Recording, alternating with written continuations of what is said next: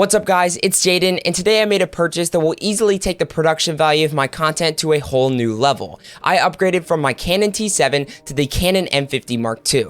I'm going to break this video down into a few parts. First, explaining how I set up my new camera for streaming. Second, the camera settings that I use. And lastly, why I believe the Canon M50 may be the best camera under $1,000 for streaming, vlogging, and content creation. If you guys do go on to enjoy this video, don't forget to leave a like on the video and subscribe down below. And with that being said, let's get into it. The camera setup that I'm using is the Canon M50 Mark II body only, and this will run you around $600. Paired with the body only, the lens that I decided to pick up was the Sigma 16mm f1.4 lens, which will cost around $400, totaling out to around $1,000, not including tax. If you choose to pick up the Canon M50 with the kit lens, this will save you a lot of money and only cost you around $650. I decided to pick up the Canon M50 body only so that I could invest in a nicer lens. That's everything in my camera setup. Let's now talk about how I set this up for my stream. There's a bunch of different ways you can set up a DSLR for streaming. I'm going to be explaining a few of them and also share the one that I personally use. One of the most important things when it comes to setting up a camera for streaming is picking up a tripod, and it doesn't have to be anything fancy. I'm using a $15 cheap tripod from Amazon that gets the job done. You don't want to get a mount that's attached to one of your monitors, because if you accidentally bump your desk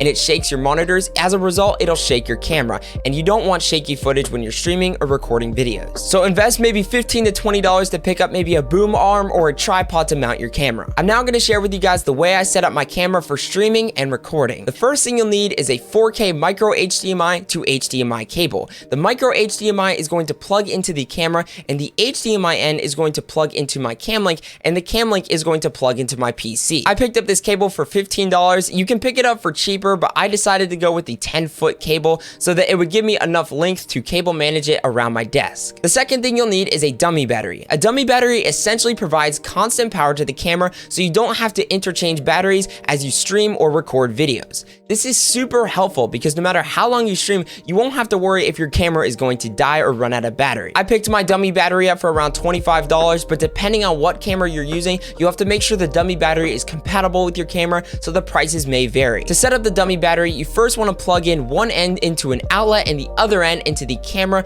just how you would put in a normal battery. Turn it on and you're good to go. Now, when I was previously streaming with my Canon T7, I had to go into one of these settings and change it so that the camera wouldn't shut off after 5 minutes. Sometimes cameras think that when they're using a dummy battery, the camera is actually not in use and it'll shut off after maybe 5 or 10 minutes. So depending on what camera you have, you may have to go into these settings and set it so that it stays on forever. Next, I picked up the Elgato Cam Link, which is used to display what's on my camera to my OBS and therefore allowing me to stream with my DSLR. Like I previously mentioned, the micro HDMI cable is plugged into my camera and the HDMI is on the other end. I plug the HDMI into my cam link and the cam link into my PC. Then from there, I download the 4K utility software from Elgato, make sure that my camera is set to clean HDMI, and then all I have to do is go into OBS, add a source, select video capture device, and select 4K cam link, and I'm good to go. After I resized everything, added a few filters, this is the result. I'm really happy with the way everything came out, and I'm super impressed at the clarity of this camera. It takes the production value of my Twitch streams to a whole new level, and I'm very happy with the way everything turned out. There are a couple other ways that you can set up your camera for streaming. One of the ways is by going to Canon's website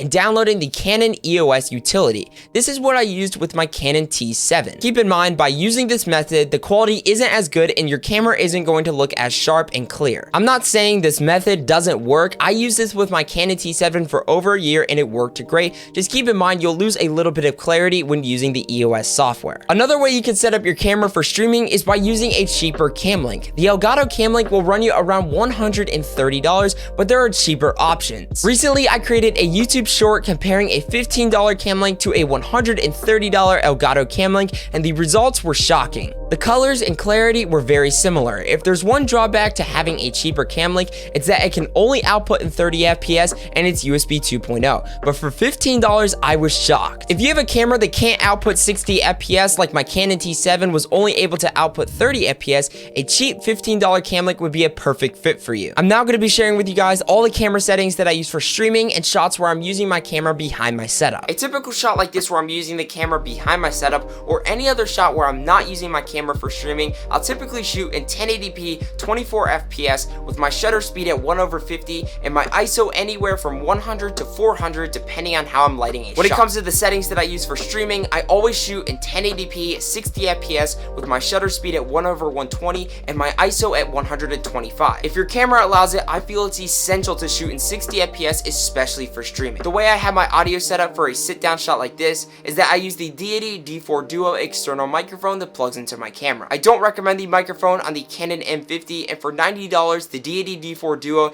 instantly improved my audio quality. Let's now talk about why I believe the Canon M50 Mark II with the Sigma 16mm lens may be the best camera setup under $1,000 for streaming, vlogging, and content creation. The best part about this camera setup when it comes to streaming is the lens. The Sigma 16mm f1.4 lens gives you that blurry background, which gives you that professional look. The second reason why I believe this camera setup may be the best camera setup under $1,000 is that it's built for vlogging. It has a flip out screen and the option to add an external microphone. The dual pixel autofocus when shooting in 1080p is perfect because when you're vlogging, you're going to be moving around a lot. And lastly, why I believe this camera setup is the best camera setup under $1,000 is because it's the best for all-around content creation. No matter if you're streaming, recording, creating TikToks, YouTube Shorts, Instagram Reels, whatever it may be, this camera is perfect for that. It has a flip out screen, the option for an external microphone, and the dual pixel autofocus just makes this camera amazing. If you're somebody like me who's getting into cameras and you don't want to spend thousands of dollars, the Canon M50 Mark II with the Sigma 16mm lens may be the perfect option. I've been testing out this camera for a few weeks now and I would highly recommend it. If you guys did go on to enjoy this video, don't forget to hit the like on the video and subscribe down below.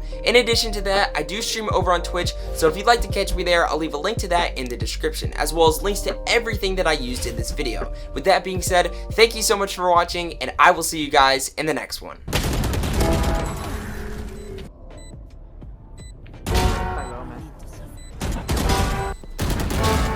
I'm so good. I don't care if we lost that match.